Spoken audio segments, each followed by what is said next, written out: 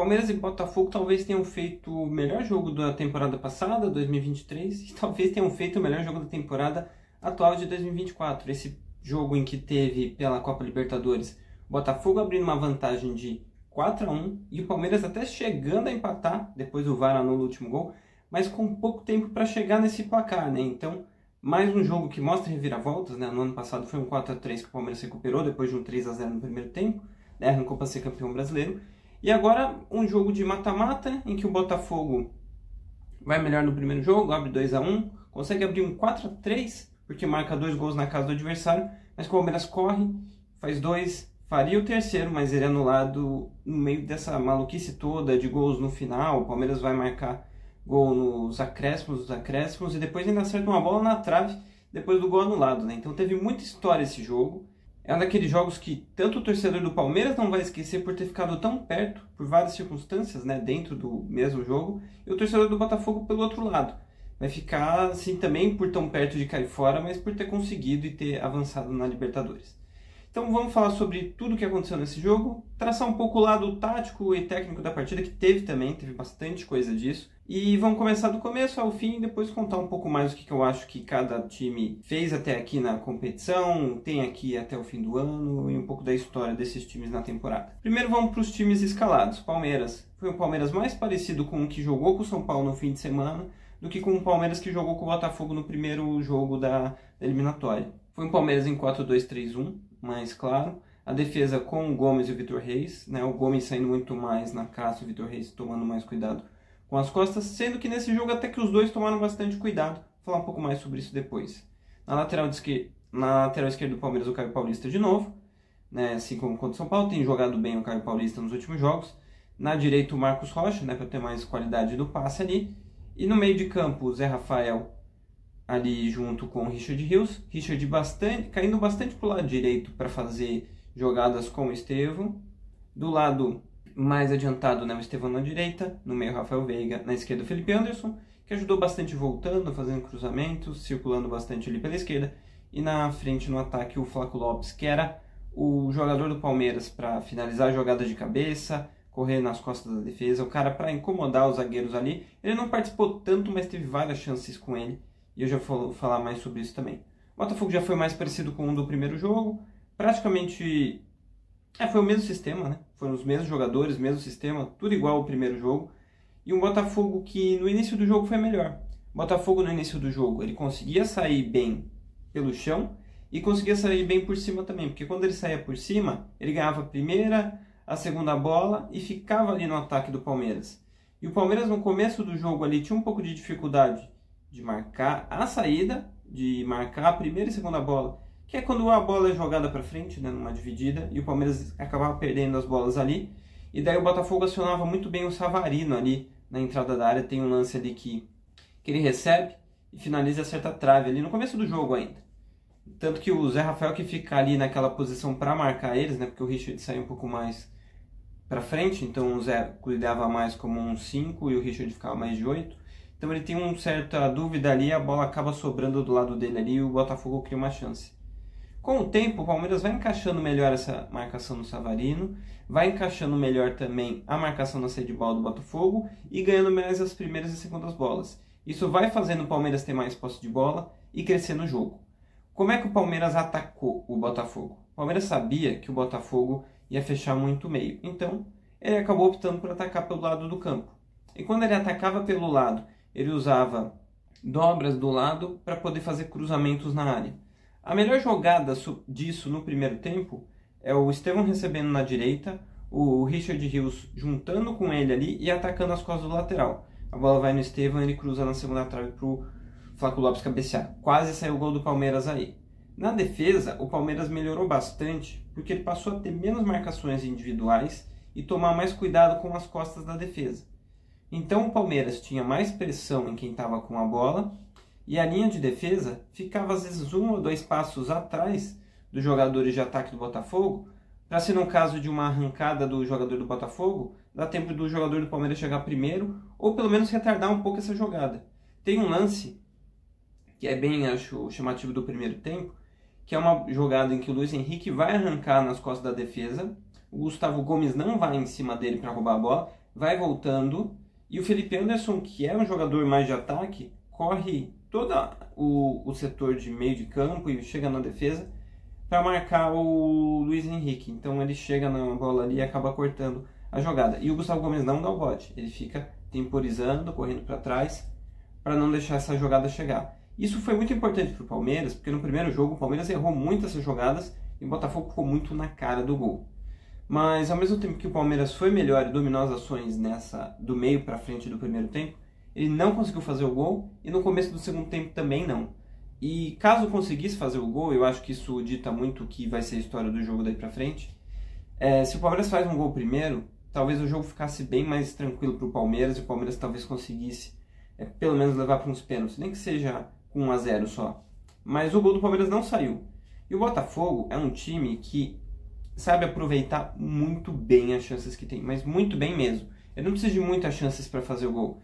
Ele tem uma capacidade muito grande de saber como concluir melhor as jogadas e definir elas em gol, além de trabalhar muito várias jogadas. O técnico anterior do Botafogo, o Fábio Matias, era um técnico que valorizava muito essa tomada de decisão e as finalizações certeiras para criar boas chances, e também tinha uma coisa que ele fazia, que é treinar lateral.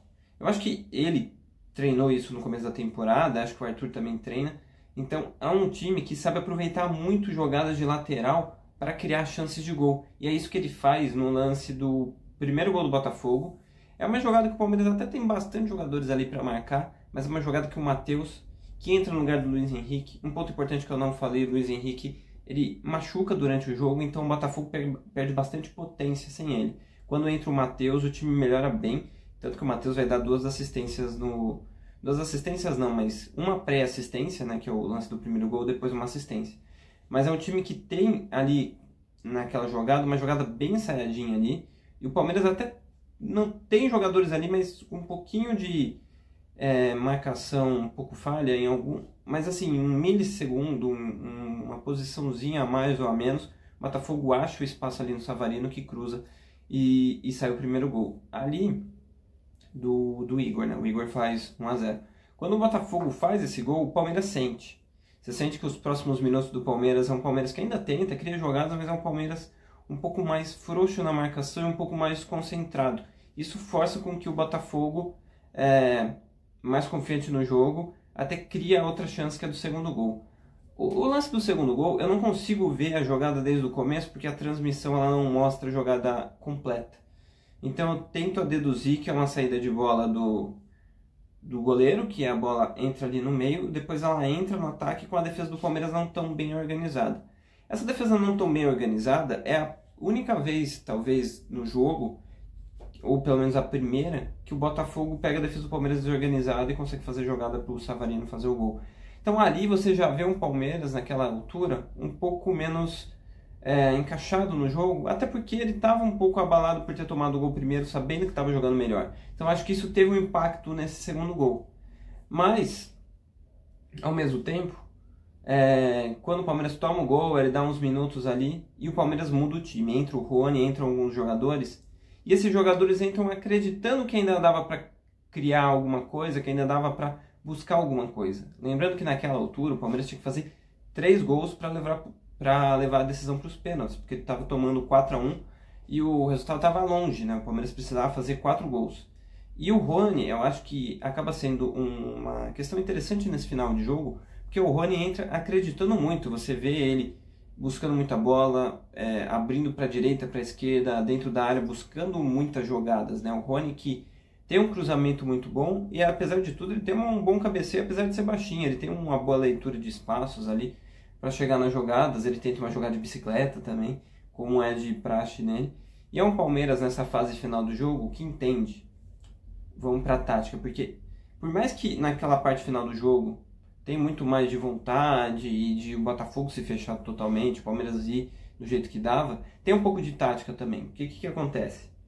Naquela parte final do jogo, o Palmeiras fica com o Lázaro na ponta esquerda, que entrou no intervalo, o Maurício, o Rony, o Flaco e o Estevão. Faz essa linha de 5, cada um aproveitando um daqueles espaços ali de ataque, né? Um deles no meio espaço, um deles em cada corredor lateral, um pelo meio, que é o Flaco, fica todo mundo ali naquele setor. E os outros 5 jogadores do Palmeiras ficam em condições de fazer cruzamentos e matar contra-ataques. Então você tem o Menino ali mais por dentro, o Caio mais por dentro, que são os laterais, eles ficam mais por dentro, às vezes abrindo também, mas um pouco mais por dentro para poder fazer cruzamentos e para poder, no caso do Palmeiras perder a bola, matar contra-ataques, porque eles estão mais por dentro, então eles conseguem fechar melhor espaço ali, junto com os 2 zagueiros e o Aníbal Moreno.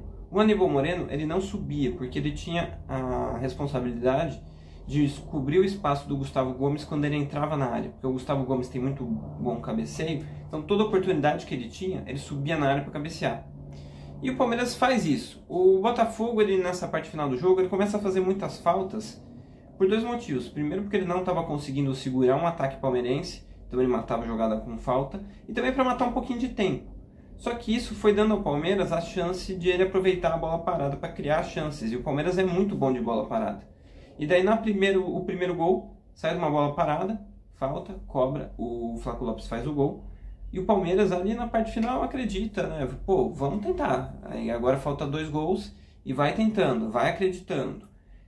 Uma parte importante do jogo de futebol, isso vale para vários times, é acreditar que você vai conseguir fazer aquilo. E o Palmeiras é um time que tem muito isso, né? Às vezes a torcida, até rival, fala que o Palmeiras tem um pacto, que consegue sempre uma virada, tudo. Mas é porque é um Palmeiras que acredita muito, que já deu certo muitas vezes, que o time acredita que ele vai conseguir de novo. E foi isso que o Palmeiras fez. O Palmeiras foi acreditando nisso na fase final. E foi apertando. Depois outra falta. O Palmeiras cobra. No primeiro momento o Botafogo tira a bola. No segundo momento ela chega para o Rony. E o Rony faz o gol. E ali você entra numa parte final do jogo. Aquele gol do Palmeiras sai aos 89. Acho que foi aos 89. Faltando um pouquinho para acabar o jogo. O árbitro dá só 5 minutos de acréscimo, mas o Palmeiras estava acreditando. Tanto que o Palmeiras nem reclamou tanto dos 5 minutos de acréscimo. Acho que até dava para ter dado mais tempo. Mas a vontade do time de chegar no resultado era enorme, assim, e eles acreditavam. Então o Palmeiras nem reclamou tanto e foi seguindo no ataque, foi criando chances e depois mais uma bola parada, cria a jogada final que sai o gol. E o gol sai, mas ele vai ter que ser anulado pelo VAR, porque no momento em que o Gustavo Gomes finaliza na última jogada, a bola acaba batendo um pouco na mão dele. Não foi intenção, não foi uma jogada que realmente mudou muito aquele lance, mas hoje, em regra, toda jogada de ataque que tem uma mão ou braço participando, ela tem que ser anulada, e foi o que aconteceu. Mas ainda teve mais nesse jogo, né, porque o Palmeiras ainda seguiu tentando. Teve uma falta perto do ataque, e o menino acabou acertando o travessão no último lance do jogo. Então teve emoção até o fim, teve tentativa do Palmeiras até o fim. O Palmeiras ficou por um triz de levar o jogo para os pênaltis. Sei lá, podia ir para os pênaltis e perder também, o futebol tem de tudo.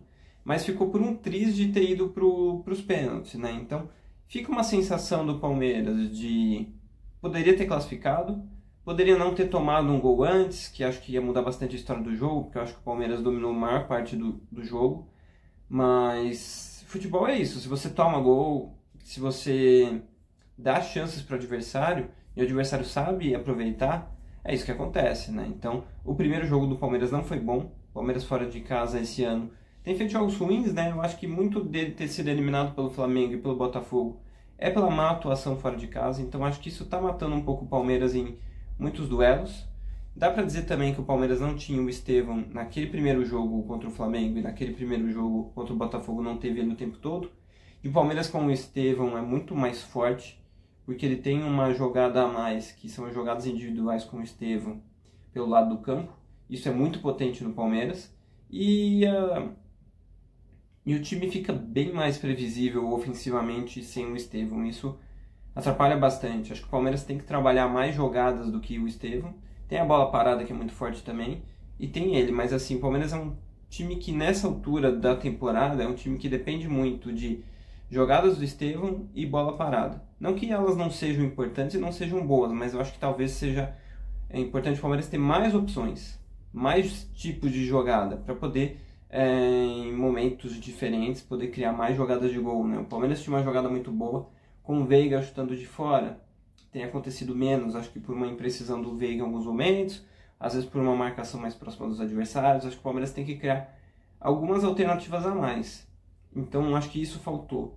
Nessa altura da temporada, o Palmeiras passou ali, depois da saída do Endrick, numa reformulação do elenco e acho que demorou um pouquinho para adaptar essas novas mudanças num mês em que o Palmeiras pegou muitos jogos em sequência, um mata-mata complicado contra o Flamengo e Botafogo, que são dois dos principais times do Brasil nesse momento, e o Palmeiras não soube ser decisivo nos momentos que precisou nesses dois duelos. Acho que até dominou boa parte, principalmente dos segundos jogos, dos primeiros não, mas dos segundos sim, e poderia até ter conseguido passar.